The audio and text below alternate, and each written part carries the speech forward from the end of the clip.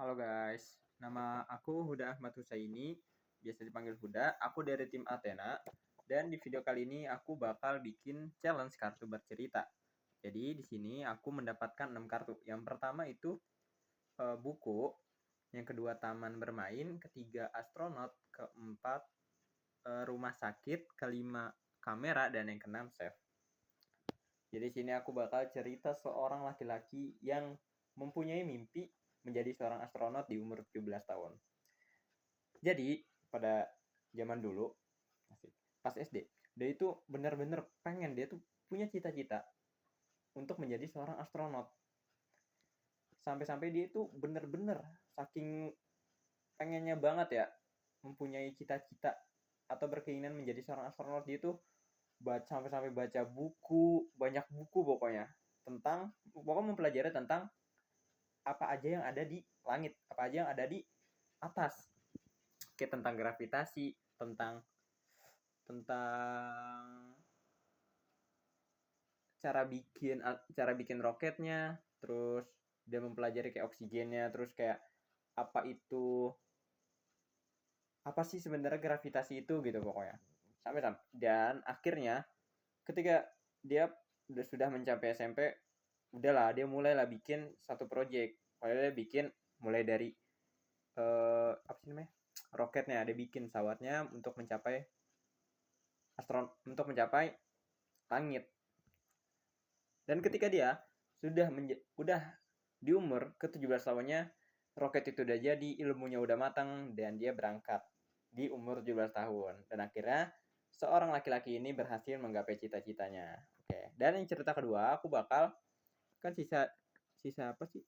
Taman bermain, rumah sakit, kamera, masih oke. Nah, ada sih bakal cerita tentang bocil yang dibully sampai masuk rumah sakit sama seorang chef. Nah, jadi bocil ini dia tuh setiap pagi suka ngambil makanan di restoran gitu. Pokoknya suka ngambil barang-barang yang ada di restoran. Kayak entah itu barang punya pemilik restorannya, kadang punya chefnya. Dia tuh pernah suatu saat main di hari Minggu, terus dia datang ke restoran. Habis itu dia ngambil uang pokoknya bocil nih. Terus dia main lah ke taman bermain.